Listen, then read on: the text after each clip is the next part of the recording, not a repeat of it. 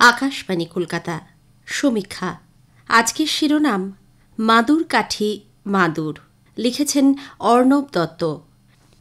সেই মুঘল আমল থেকে আজও বাংলার ঐতিহ্য বহন করছে মাদুর কাঠি। মাদুর বুনছে সারতা গ্রাম। একসময় বাঙালির ঘরে ঘরে মাদুর ব্যবহার হতো, বিশেষত গ্রীষ্মকালে। গ্রীষ্মের বিকেলে বাড়ির ছাদে মাদুর বিছিয়ে আড্ডার পাট বাঙালির জীবনে আর সেভাবে নেই বললেই চলে। নানা প্রতিকূলতার সঙ্গে লড়াই করে পূর্ব ও পশ্চিম মেদিনীপুরের প্রাচীন মাদুর কাঠি, মাদুর শিল্প নিজের অস্তিত্ব টিকিয়ে রেখেছে।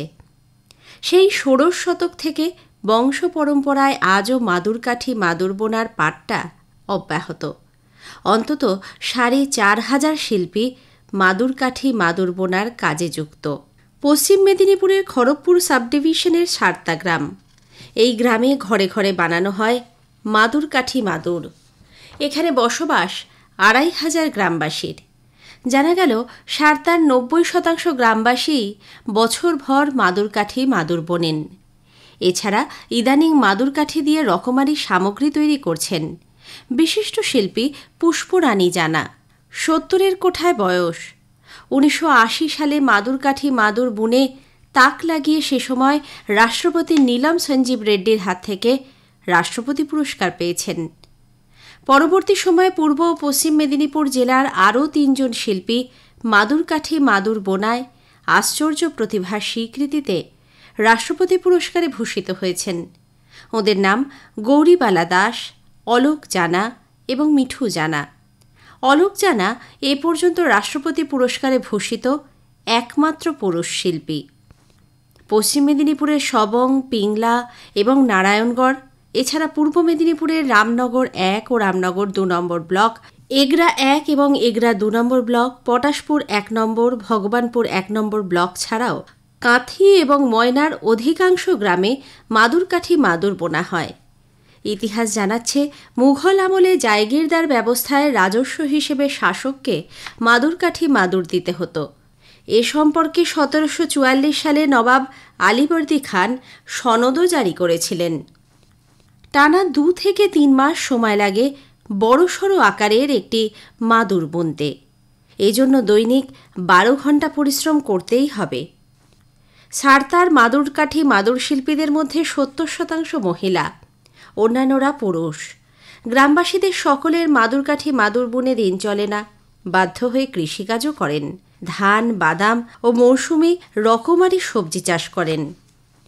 অনেক মাদুর শিল্পী জানালেন মাদুর কাঠি মাদুর বুনে সংসার চলে না, সেজন্য গ্রামেই তারা গৃহশিক্ষকতা করেন। মাধ্যমিক স্তরের পড়ুয়াদের অঙ্ক, পদার্থবিজ্ঞান পড়ান। জানা গেল বিশেষ এক ধরনের ঘাস মাদুর কাঠি মাদুর বুনতে ব্যবহার করা হয়, যা মাদুর কাঠি হিসেবে পরিচিত। বৈশাখ ও কার্তিক মাসে মাদুর কাঠি ঘাস কাটা হয়। গ্রামবাসীদের একাংশ নিজেদের জমিতে মাদুর কাঠি চাষ করেন। ১ একর জায়গা জুড়ে মাদুর কাঠি চাষ করে ওই ঘাস বিক্রি করলে অন্তত ২ লক্ষ টাকা রোজগার হয়। দেখা গেল মাদুর কাঠি দেখতে মানুষের হাতের আঙুলের মতো। ওই কাঠিগুলি ছুরি দিয়ে ৪ ভাগে ভাগ করা হয়। এর পরের পর্ব টানা ৩ দিন মাদুর কাঠিগুলি রোদ্দুরে শুকোনো। এরপর ২৪ ঘণ্টা থেকে ৩৬ ঘণ্টা পুকুর জলে মাদুর কাঠির গুচ্ছ ফেলে রাখা। মাদুর কাঠি মাদুর তৈরি করতে সুতো দরকার। এককালে চরকার প্রচলন ছিল। আজকাল স্থানীয় হোলসেল বাজারে মাদুর কাঠি এবং মাদুর বোনার সুতো দুই পাওয়া যাচ্ছে। পরে প্রয়োজন মতো সুতো রঙিন করা হয়। শিল্পীরা অনেকেই আজকাল প্রাকৃতিক রঙের বদলে রাসায়নিক রং ব্যবহারের দিকে ঝুঁকছেন। এছাড়া মাদুর কাঠি মাদুর বুনতে এক ধরনের ফ্রেম লাগে, তা আড়া হিসেবে পরিচিত। আড়া বানানো হয় বাঁশ কাঠ দিয়ে। মাদুর কাঠি মাদুর শিল্পীদের থেকে জানা গেল কলকাতা থেকে এজেন্টরা এসে ওদের কাজের বরাত দেন। গত কয়েক বছর ধরে মাদুর কাঠি দিয়ে শুধু মাদুরই নয়, জলের বোতল, ব্যাগ, মানি ব্যাগের মতো হরেক জিনিস বানাচ্ছেন ওরা।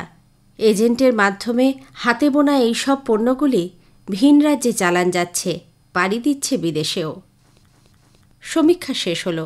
এটি লিখেছেন অর্ণব দত্ত।